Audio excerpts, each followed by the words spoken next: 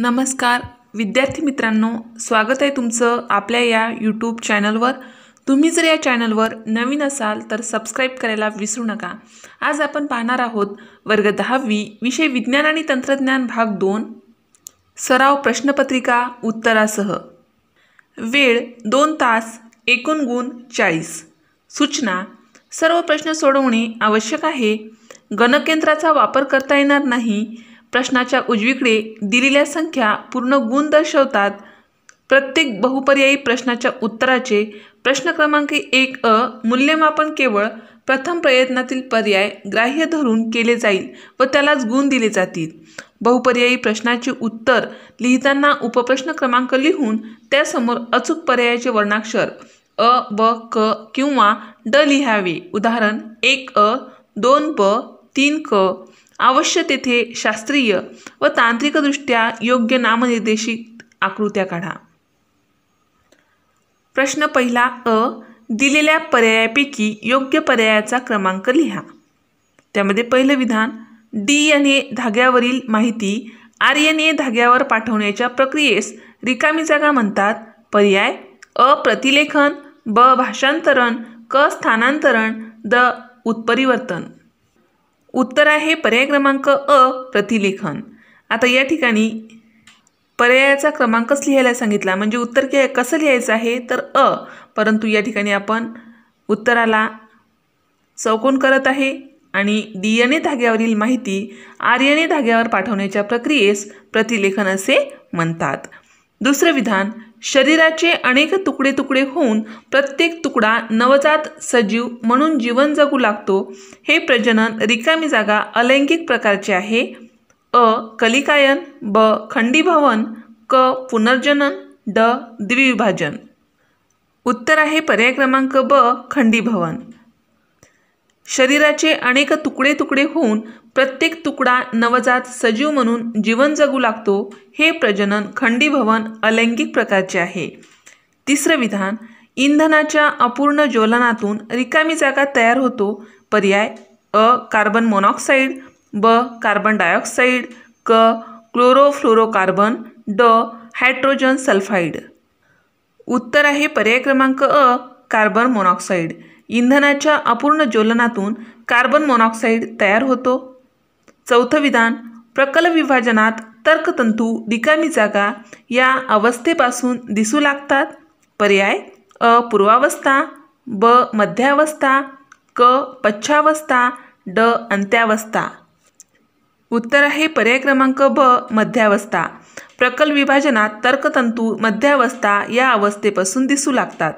पाचवं विधान, कॅल्शियम व लोहाची कमतरता भरून काढणारे क्षार रिकामी जागा आम्लापासून बनतात। पर्याय अ कार्बोनिक, ब ॲसिटिक, क सायट्रिक, ड ग्लुकॉनिक।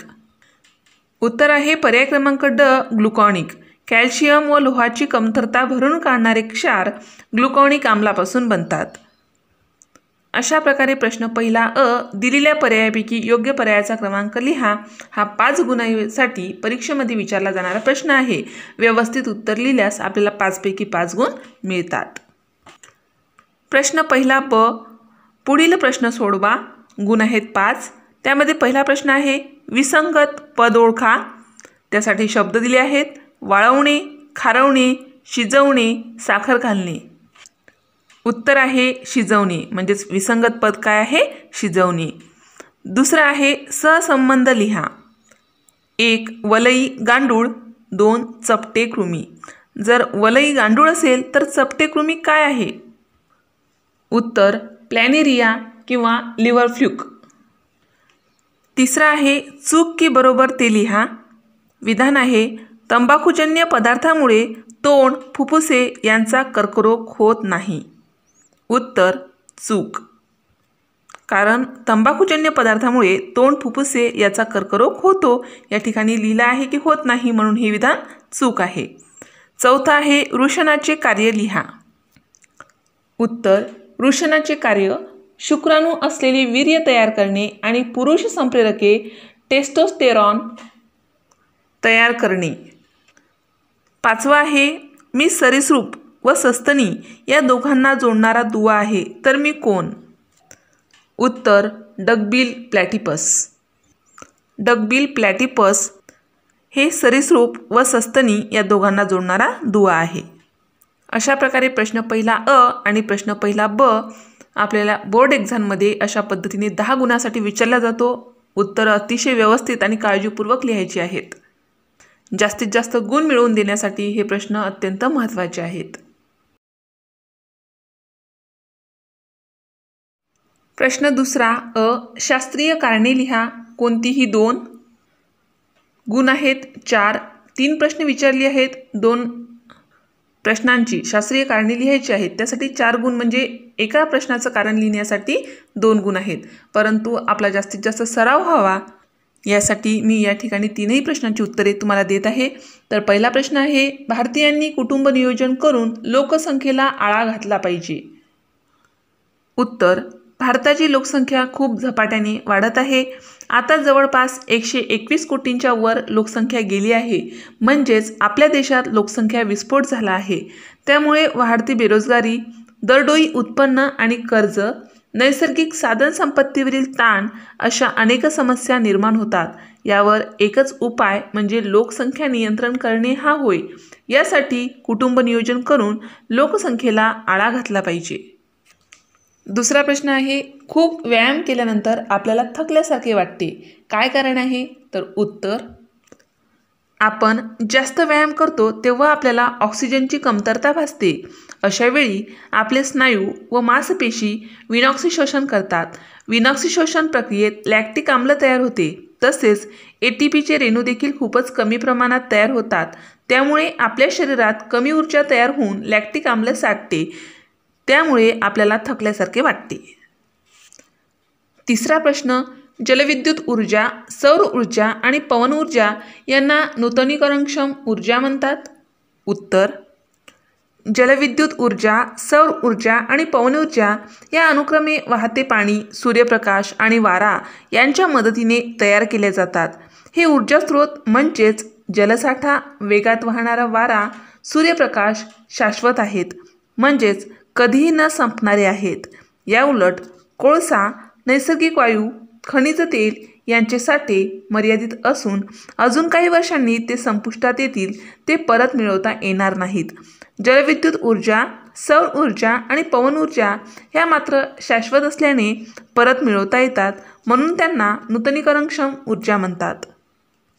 अशा प्रकारे प्रश्न दुसरा अ, शास्त्रीय कारणे लिहा हा 4 गुणासाठी परीक्षेत येणारा प्रश्न या ठिकाणी आपण पाहिला आहे. अशा पद्धतीने उत्तर लिहिणे अपेक्षित असते. प्रश्न दुसरा ब, पुढील प्रश्न सोडवा. कोणतीही 3. 5 प्रश्न विचारले आहेत. त्यापैकी 3 प्रश्नांची उत्तर लिहायची आहेत. गुण आहेत 2, म्हणजेच एका प्रश्नाचे उत्तर लिहिण्यासाठी 2 गुण आहेत. तर पहिला प्रश्न आहे, पुढील ओघ तक्ता पूर्ण करा. ओघ तक्ता पूर्ण करण्यासाठी प्रश्न दिला आहे, किरणोत्सारी प्रदूषणाचे परिणाम. उत्तर, या प्रश्नाचे उत्तर आकृतीच्या स्वरूपात लिहायचे आहे. तर कॅन्सरकारी अल्सर, शरीर ऊतीचा नाश, जनुकीय बदल, दृष्टीवर हानिकारक परिणाम हे आहेत किरणोत्सारी प्रदूषणाचे परिणाम. दुसरा प्रश्न आहे, फरक स्पष्ट करा. पक्षी वर्ग आणि सस्तन प्राणी वर्ग. आता पक्षी आणि सस्तन प्राणी यामध्ये आपल्याला फरक स्पष्ट करायचा आहे. या ठिकाणी 4 मुद्दे अपेक्षित आहेत, परंतु आपल्याला जास्तीत जास्त सराव व्हावा यासाठी मी जास्तीत जास्त मुद्दे फरक स्पष्ट करणारे सांगण्याचा प्रयत्न करत आहे. तर पक्षी यामध्ये पहिला मुद्दा आहे, पक्षी पूर्णपणे खेचर जीवनासाठी अनुकूलित झालेले आहेत. सस्तन प्राणी पूर्णपणे भूचर जीवनासाठी अनुकूलित झालेले आहेत. पक्षी यामध्ये दुसरा मुद्दा आहे, यांचे शरीर निमुळते असून शीर, मान व धड या स्वरूपात असते. सस्तन प्राणी यामध्ये दुसरा मुद्दा आहे, यांचे शरीर निमुळते नसून शीर, मान, धड व शेपूट या स्वरूपात असते. पक्षी यामध्ये तिसरा मुद्दा आहे, यांना उपांगाच्या 2 जोड्या असतात, परंतु अग्रपांगे पंखामध्ये परिवर्तित झालेली असतात. सस्तन प्राणी यामध्ये तिसरा मुद्दा आहे, यांना उपांगाच्या 2 जोड्या असतात. एक जोडी जमिनीवर चालण्यासाठी अनुकूलित झालेली असते. पक्षी यामध्ये चौथा मुद्दा आहे, यांच्या अंगुलींना नखे असतात. सस्तन प्राणी यामध्ये चौथा मुद्दा आहे, यांच्या अंगुलींना नखे, खूर इत्यादी असतात. पक्षी यामध्ये 5वा मुद्दा आहे, यांचा बाह्यकंकाल पिसांच्या स्वरूपात असतो. सस्तन प्राणी यामध्ये 5वा मुद्दा आहे, यांचा बाह्यकंकाल केसांच्या किंवा लोकरीच्या स्वरूपात असतो. पक्षी यामध्ये 6वा मुद्दा आहे, यांच्या जबड्याचे रूपांतर चोचीत झालेली असते.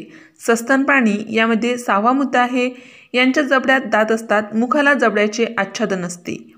पक्षी यामध्ये 7वा मुद्दा आहे, पक्षी अंडज असतात.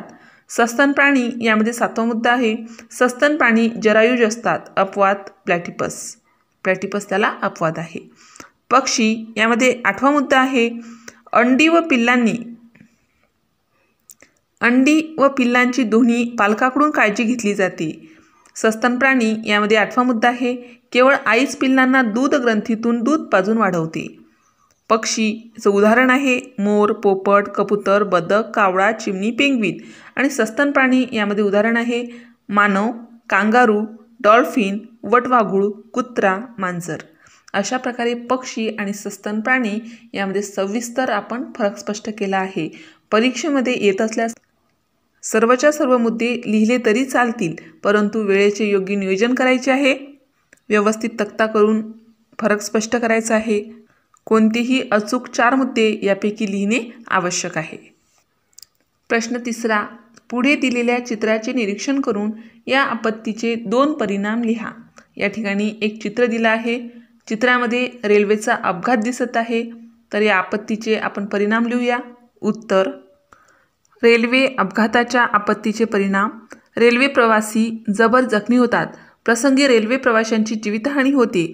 रेल्वेचे वेळापत्रक कोलमडते, त्यामुळे रेल्वे वाहतूक बंद पडते किंवा गाड्या उशिराने धावतात, त्यामुळे प्रवाशांचे हाल होतात. रेल्वेच्या मालमत्तेचे अतोनात नुकसान होते, वित्तहानी होते, अनेकदा आजूबाजूच्या परिसराचे प्रचंड नुकसान होते. 4था प्रश्न: ताणतणाव कमी करण्याचे कोणतेही 4 मार्ग स्पष्ट करा. उत्तर: ताणतणाव कमी करण्यासाठी पुढील मार्ग आहेत. 1. हास्यमंडळ: एकत्र जमून मोठमोठ्याने व मनमोकळे हसून आपला ताण हलका करता येतो. 2. सुसंवाद: मित्रमैत्रिणी, समवयस्क, भाऊ-बहिणी, शिक्षक व पालक या सर्वांशी सुसंवाद साधणे म्हणजेच आपले मन मोकळे करणे. याने ताणतणाव कमी होतो. 3. लेखन: मनातले विचार लिहून काढले आणि आपल्या चुकीच्या विचारांचे विश्लेषण केले तरीही ताण कमी होतो. 4. छंद जोपासणे: वस्तूंचा संग्रह करणे, छायाचित्रण, दर्जेदार पुस्तकांचे वाचन, पाककला, शिल्पकला, चित्रकला, रांगोळी, नृत्य इत्यादी छंद मनाला लावून घेतले तर ताण येत नाही आणि रिकामा वेळ देखील सत्कारणी लागतो. सकारात्मक गोष्टीकडे ऊर्जा व मन वळवावे, त्यामुळे नकारात्मक भावना कमी होतात. संगीत शिकणे, ऐकणे, गाणी म्हणणे यामुळे आनंद मिळून ताण हलका होतो. संगीतात मनस्थिती बदलण्याची ताकद असते. 6. मैदानी खेळ व व्यायाम: मानसिक आणि शारीरिक आरोग्य मैदानी खेळामुळे सुधारते. खेळामुळे शारीरिक व्यायाम, शिस्त, इतरांशी आंतरक्रिया, संघभावना वाढणे, एकाकीपणा संपून व्यक्ती समाजाभिमुख होणे असे अनेक फायदे असतात. योगाचा पण सराव असावा. निसर्ग भ्रमण, पक्षी निरीक्षण, पाळीव प्राण्यांचे संगोपन यांनीही ताण कमी होतो. अशा प्रकारे ताणतणाव कमी करण्याचे विविध मार्ग आपल्याला स्पष्ट करता येतात, परंतु परीक्षेमध्ये कोणतेही 4 मार्ग आपल्याला जे सोपे वाटते आणि जे जास्तीत जास्त सविस्तर लिहिता येते ते लिहिले तरी चालतात. 5वा प्रश्न: पुढील संकल्पना चित्र पूर्ण करा. संकल्पना पूर्ण करण्यासाठी प्रश्न दिला आहे सूक्ष्मजीव आणि त्यामध्ये तेल गळती आणि बायोगॅस व कंपोस्टिंग लिहून दिला आहे. इतर 4 मुद्दे आपल्याला लिहायचे आहेत. तर उत्तर: तेलगळती लिहिलेलंच आहे. जैवइंधने, सांडपाणी व्यवस्थापन, भूमिभरण, बायोगॅस व कंपोस्टिंग, जैविक कीटकनाशके, जैविक स्वरूप. अशा प्रकारे सूक्ष्मजीव या संबंधित दिलेले संकल्पनाचित्र पूर्ण करता येते. प्रश्न 3. पुढील प्रश्न सोडवा. कोणतेही 5 गुण आहेत 15, म्हणजेच एका प्रश्नाचे उत्तर लिहिण्यासाठी 3 गुण आहेत. प्रश्न 8 विचारले आहेत. त्यापैकी आपल्याला जे सोपे वाटतील अशी कोणतीही 5 लिहायची आहेत, परंतु आपल्या सरावासाठी या ठिकाणी आपण पूर्ण प्रश्नांची उत्तरे बघत आहोत. तर पहिला प्रश्न आहे, उत्क्रांतीमध्ये शरीरशास्त्रीय पुराव्यांचे महत्त्व सोदाहरण स्पष्ट करा. उत्तर: निरनिराळ्या सजीवात शरीरातील वैशिष्ट्ये साम्य दाखवतात. उदाहरण: मानवी हात, बैलाचा पाय, वटवाघळाचा चर्मपर व देवमाशाचा पर यांच्यात हाडांच्या रचनेत व हाडांच्या जोडणीत साम्य दिसून येते. बाह्यरूपात यात कोणतेही साम्य दिसून येत नाही. त्यांचा प्रत्येक प्राण्यात उपयोगही वेगवेगळा आहे. तसेच त्यांच्या रचनेतही भिन्नता आहे. परंतु हे हाडातील साम्य त्यांचे पूर्वज समान असावेत याचा पुरावा ठरू शकते. यालाच शरीरशास्त्रीय पुरावा म्हटले जाते. अशा प्रकारे उत्क्रांतीमध्ये शरीरशास्त्रीय पुराव्यांचे महत्त्व सोदाहरण स्पष्ट करता येते. दुसरा प्रश्न: तुम्ही काय कराल आणि का? त्यामध्ये पहिला प्रश्न आहे अ.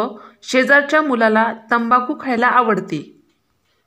तर अशा वेळी काय कराल आणि का कराल? तर उत्तर: तंबाखू खाणे म्हणजे कर्करोगाला निमंत्रण आहे हे पटवून देण्यासाठी शेजारच्या मुलाला तंबाखू खाण्याचे दुष्परिणाम वेगवेगळ्या माध्यमातून समजावून सांगू. उदाहरण: तंबाखूचे दुष्परिणाम दर्शवणारी चित्रे, फोटो. त्यामध्ये ब आहे तुमच्या मित्राला सतत सेल्फी काढायचा छंद लागला आहे. उत्तर: सतत सेल्फी काढण्याच्या सवयीला दूर ठेवणे जरुरीचे आहे. जो अशा सवयीत अडकतो तो केवळ स्वतःचाच विचार करीत असतो. यासाठी त्याची सेल्फी काढायची सवय दूर करण्याचा प्रयत्न करू. त्याचे मन इतर गोष्टीकडे वळेल याचा प्रयत्न करू. क आहे तुमची बहीण अबोल आहे, सतत एकटी राहते. सतत अबोल राहणाऱ्या व्यक्तीच्या मनात नाना विचार येत असतात. कधीकधी अशी व्यक्ती नैराश्याने ग्रस्त असते. यासाठी बहिणीला एकटे पडू देणार नाही. तिच्या मित्रमैत्रिणींना घरी बोलावून त्यांच्याबरोबर तिला मिसळवायला उद्युक्त करू. तिला जे आवडतात असे छंद जोपासायला मदत करू. तिसरा प्रश्न: घरातील कचऱ्याचे विघटन व्यवस्थित होण्यासाठी कोणती खबरदारी घेणे आवश्यक आहे? उत्तर: घरातील कचऱ्यात जैव विघटनशील आणि अजैव विघटनशील असे दोन्ही प्रकारचे पदार्थ असू शकतात. यातील जैव विघटनशील कचरा आपसुकच कुचला जाऊन त्यापासून विघटनाने असेंद्रिय घटक पुन्हा तयार होतात. परंतु अजैव विघटनशील पदार्थ वेगळे काढून ते पुनर्वापर किंवा पुनर्चक्रीकरण करण्यासाठी पाठवता येतील. यालाच अनुक्रमे सुका कचरा आणि ओला कचरा असेही म्हटले जाते. मात्र हे दोन्ही निरनिराळे साठवणे आवश्यक आहे. ओल्या कचऱ्याचे घरातल्या घरात देखील विघटन करता येते. त्यासाठी एखाद्या कुंडीत किंवा टाकीत ओला कचरा कंपोस्ट करण्यासाठी ठेवावा. त्यावर मातीचा पातळ थर टाकावा. हवा खेळती राहील अशा ठिकाणी ही कंपोस्ट कुंडी ठेवता येते. घरातील विघटनशील कचऱ्यात प्लॅस्टिकच्या वस्तू, काचा, धातूच्या वस्तू किंवा औषधे, ई-वेस्ट या बाबींचा समावेश कधीही नसावा. विषारी पदार्थ, कीटकनाशक द्रव्ये यामुळे विघटन योग्यरित्या होणार नाही. तसेच आम्लता असलेल्या पदार्थांनी देखील विघटन प्रक्रियेला बाधा येते. त्यामुळे घरातील कचरा विघटन करताना योग्य ती खबरदारी घेणे आवश्यक आहे. अशा प्रकारे घरातील कचऱ्याचे विघटन व्यवस्थित होण्यासाठी खबरदारी घेणे आवश्यक आहे. चौथा प्रश्न: पुढील आकृतीचे निरीक्षण करा व विचारलेल्या प्रश्नांची उत्तरे लिहा. या ठिकाणी आकृती दिसत आहे. आकृती व्यवस्थित निरीक्षण करा. आकृतीच्या जी नावे दिली आहेत त्या नावाचे वाचन करा. आकृतीवर आधारित पहिला प्रश्न आहे: आकृतीमधील प्राणी कोणत्या संघातील आहे? उत्तर: आकृतीमधील प्राणी संधिपाद संघातील आहे. दुसरा प्रश्न: त्याचे त्वचेवरील आवरण कोणत्या पदार्थांचे बनलेले आहे? उत्तर: त्याचे त्वचेवरील आवरण कायटिनयुक्त आहे. तिसरा प्रश्न आहे: शरीर कोणत्या प्रकारची सममिती दाखवते? उत्तर: याचे शरीर द्विपार्श्व सममिती दाखवते. अशा प्रकारे दिलेल्या आकृतीचे निरीक्षण करून विचारलेल्या प्रश्नांची उत्तरे लिहिता येतात. पाचवा प्रश्न: पुढील संकल्पना थोडक्यात स्पष्ट करा. त्यामध्ये पहिली संकल्पना आहे भाडोत्री मातृत्व. उत्तर: ज्या स्त्रियांमध्ये गर्भाशय रोपणक्षम नसते अशा स्त्रियांना भाडोत्री मातृत्व ही उपचार पद्धती वापरता येते। या पद्धतीत जिला मातृत्व हवे अशा स्त्रीच्या अंडाशयातून अंडपेशी बाहेर काढण्यात येते। या अंडपेशीचे काच नलिकेमध्ये त्याच स्त्रीच्या पतीच्या शुक्रपेशींचा वापर करून फलन घडवून आणले जाते। यातून तयार झालेला भ्रूण दुसऱ्या भाडोत्री मातेच्या गर्भाशयात रोपण केला जातो। दुसरी संकल्पना आहे काच नलिकेतील फलन। उत्तर, अंडपेशी आणि शुक्रपेशी यांचे फलन काच नलिकेमध्ये घडवून आणले जाते। या फलनातून तयार झालेल्या भ्रूण योग्य वेळी दाम्पत्यातील स्त्रीच्या गर्भाशयात रोपण केला जातो। शुक्रपेशींचे अल्प प्रमाण, अंडपेशी, अंडनलिकेमध्ये प्रवेश करण्यात असलेले अडथळे इत्यादी कारणांमुळे अपत्य होत नसेल तर IVF हे तंत्र वापरून अपत्यप्राप्ती करता येते। त्यालाच काच नलिकेतील फलन असे म्हणतात। तिसरी संकल्पना आहे वीर्यपेढी। उत्तर, जर पुरुषामध्ये शुक्राणू निर्मिती होत नसेल किंवा त्यांचे प्रमाण कमी असेल तर अशा दाम्पत्याला वीर्यपेढीचा लाभ घेऊन अपत्यप्राप्ती करता येते। वीर्यपेढीमध्ये आरोग्यपूर्ण दात्याकडून सखोल शारीरिक आणि इतर तपासण्यानंतर त्यांनी स्खलित केलेले वीर्य साठवून ठेवले जाते।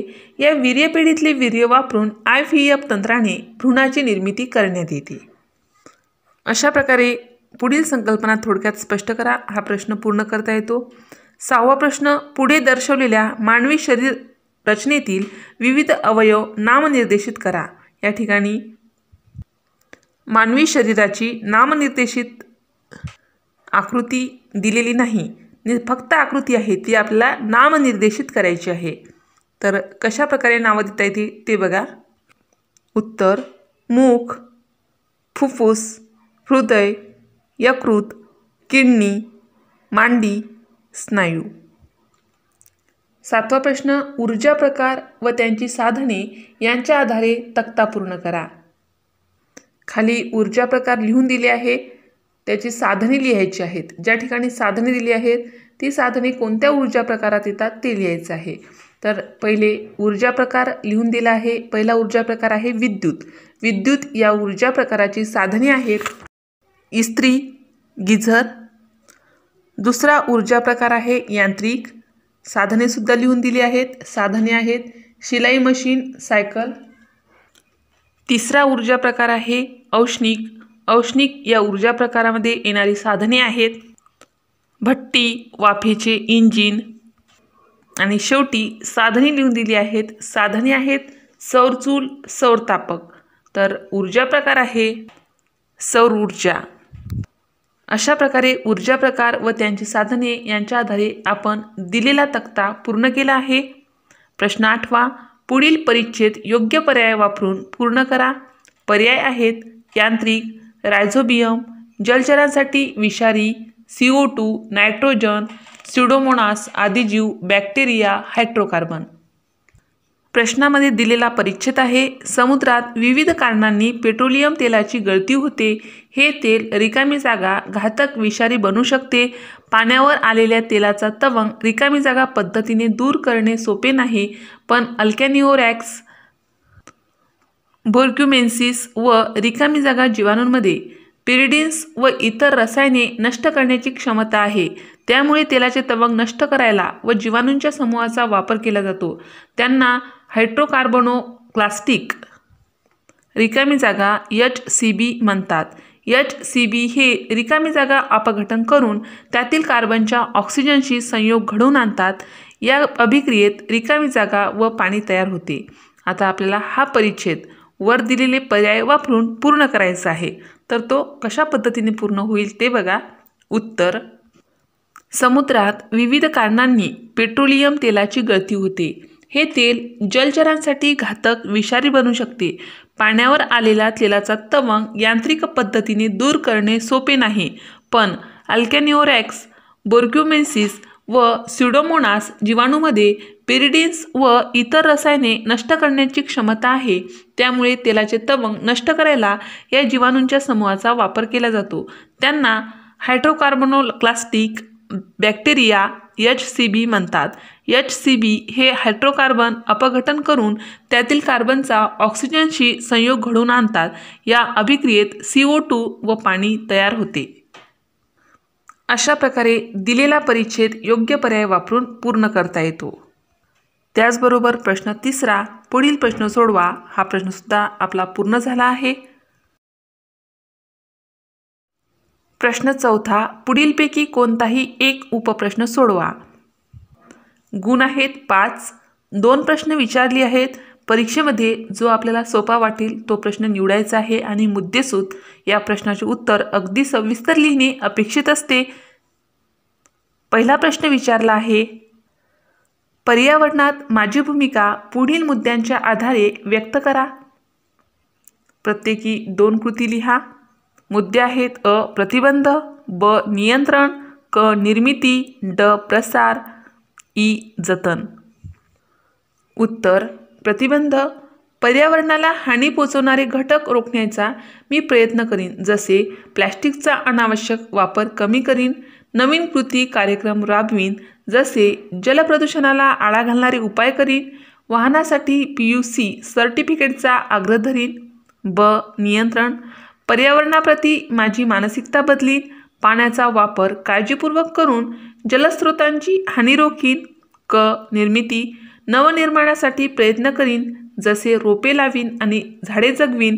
हानी झालेल्या घटकांचे पुनरुज्जीवन करीन, जसे पर्जन्यजल निर्धारण करीन. ड. प्रसार. माझ्या आजूबाजूच्या लोकात हवामान बदल याविषयी जाणीव जागृती करीन. निसर्ग मंडळ स्थापन करण्यासाठी वर्गातील मित्रमैत्रिणींचे संघटन करीन. ई. जतन.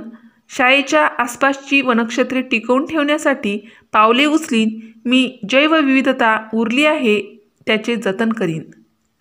जी जैवविविधता उरली आहे त्याचे जतन करीन. अशा प्रकारे पर्यावरणात माझी भूमिका दिलेल्या मुद्द्यांच्या आधारे व्यक्त करता येते. दुसरा प्रश्न, जैवतंत्रज्ञान म्हणजे काय? जैवतंत्रज्ञानाचा एक फायदा, जैवतंत्रज्ञानाचा एक व्यावहारिक उपयोग, जैविक खतात आढळणारे 2 जीवाणू, जनुकीयदृष्ट्या उन्नत पिकांची 2 नावे. या प्रश्नांची उत्तरे लिहायची आहेत. तर उत्तर अ. सजीवांमध्ये कृत्रिमरित्या जनुकीय बदल व संकर घडवून सुधारणा करण्याच्या प्रक्रियांना जैवतंत्रज्ञान असे म्हणतात. या तंत्रज्ञानाने नैसर्गिक गुणधर्माव्यतिरिक्त नवीन गुणधर्म धारण करणाऱ्या वनस्पती आणि प्राणी यांची उत्पत्ती करण्यात येत आहे. जैवतंत्रज्ञानाचा एक फायदा, पीक उत्पादन वाढते, कीटकनाशकांवर होणारा खर्च कमी होतो.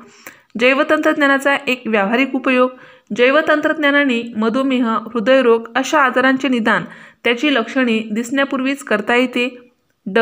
जैविक खतात आढळणारे 2 जीवाणू, रायझोबियम, ॲझोटोबॅक्टर, नोस्टॉक, ॲनाबिना, ॲझोला. जनुकीयदृष्ट्या उन्नत पिकांची 2 नावे, गोल्डन राईस, बीटी कापूस. अशा प्रकारे आपण विज्ञान आणि तंत्रज्ञान भाग 2 सराव प्रश्नपत्रिका उत्तरासहित अगदी व्यवस्थित आणि पूर्णच्या पूर्ण पाहिली आहे. अशा पद्धतीने जर आपण बोर्डाचा पेपर लिहिला तर आपल्याला 35 ते 40 गुण नक्की मिळतात. अशाच प्रकारचे विविध वर्गाचे विविध विषयाचे सराव पेपर, प्रथम सत्र, घटक चाचणी, स्वाध्याय संबंधित तसेच निबंध पत्र तसेच शालेय जीवनातील प्रत्येक उपयुक्त घटक अभ्यासण्यासाठी आपल्या या चॅनलला नक्की सबस्क्राईब करा. आम्ही बनवलेले हे व्हिडिओ लवकरात लवकर तुमच्यापर्यंत पोहोचण्यासाठी बाजूला दिलेल्या बेल आयकॉन बटनवर क्लिक करा. तुम्हाला जर हा व्हिडिओ आवडला असेल तर लाईक करा, शक्य असेल तर मित्रमैत्रिणींमध्ये शेअर करा, काही समस्या असेल, काही अडचण असेल तर कमेंट करा. आणि सर्वात महत्त्वाचं म्हणजे तुम्ही हा व्हिडिओ शेवटपर्यंत पाहिल्याबद्दल धन्यवाद.